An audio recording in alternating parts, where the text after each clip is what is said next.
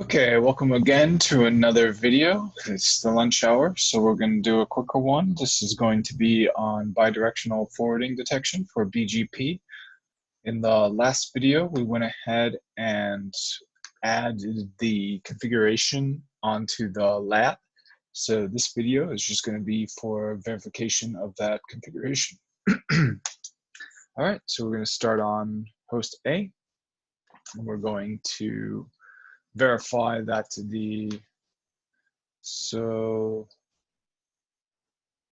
going to look at the neighbor, make sure that's up. Oh, and I'm going to need to restart GNS. Sometimes it if you like close the lid or go away from it, it doesn't have the. Oh, and actually, I was kind of cleaning around the area with my server, and I did accidentally yank the plug off the back of the server. But if it's down, I can do the video where I take the cover off and go and look at the hardware inside. So might not be the worst thing. I just plugged the cable back in, the server came up, so I thought everything would hopefully be fine. But fortunately, it looks like I'm going to need to kind of dive into the software and see what happens. So one thing that can happen is you have IP addresses assigned to your server and your virtual machines using DHCP, and then they all need to interweave. You've got to make sure that your server and everything is using the IP address you expect, because they've got to communicate with each other. So if they get assigned a different IP address in with DHCP, they're not going to be able to intercommunicate. So I thought that I had actually given them all static IPs. I wouldn't have that issue, but that's definitely something to check. It looks like, however, the problem is just that it didn't automatically power back on with the when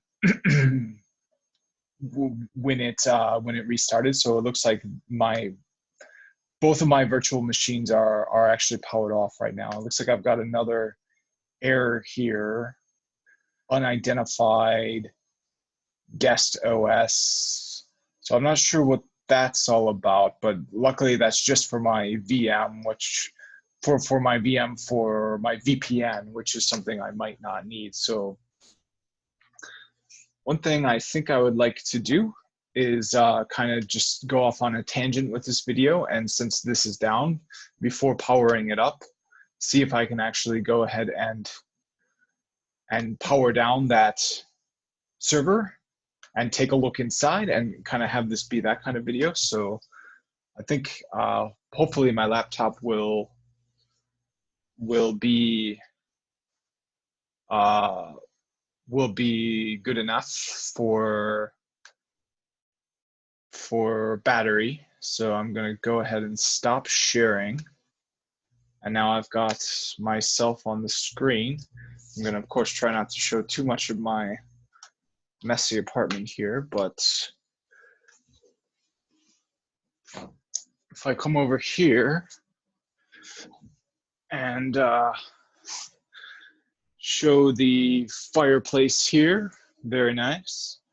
And the server here, I'll be able to just unplug it. All the virtual machines are down like that, and you can hear it power down. So now it'll be safe to go ahead and take this lid off and do that video about what's inside.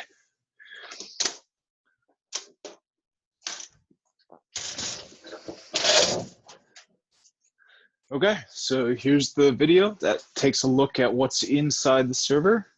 So you can see lots of interesting stuff.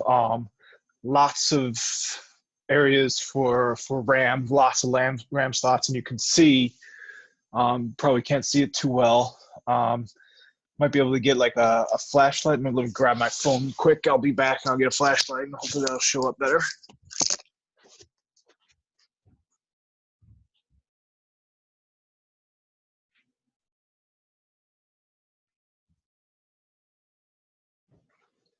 All right, so here's a flashlight on my phone, so hopefully it's more visible. But one thing I did want to show off is in these slots here for the RAM, they're only half full. So if I wanted to add more RAM to this thing later, I can just buy some RAM sticks for cheap and just put them in those slots. I've got room for double the amount of RAM I have now, which is 96. So this can pretty much do whatever I want it to do. There's really no limitations to this server, and it was only $600. So I think that's a really good deal. So we've got some big heat sinks here that you can see. These are likely for the CPU, and of course not. Yeah. And they're actually labeled. So yeah, it's a CPU 1, CPU 2. So I can only have 2 CPUs. I don't see any kind of extra slot for a CPU. But that's what that is. It's got the big heat sinks on there so that it doesn't overheat. That's kind of where you'll get those kind of issues with overheating on the CPU especially. Looks like I've got lots of special ports. So yeah, it's just interesting. And there's nothing really to note. There's the power supply where you plug it in. This big thing here, I guess, I'm not sure what this is either. It might have a label or something. It says CNTRL 0. So, oh, and it's from Foxconn. There's a new Foxconn factory. I'm originally from Wisconsin, so that kind of jumped out to me. So yeah, I mean, just take a look. Here it is. Here's the video I've been wanting to do for a while. So I'm gonna put the lid back on. I'm gonna power up those virtual machines, and we'll get back on the topic of BFD for BGP. Lots of good stuff to come. Hope you enjoy it. Thanks for watching.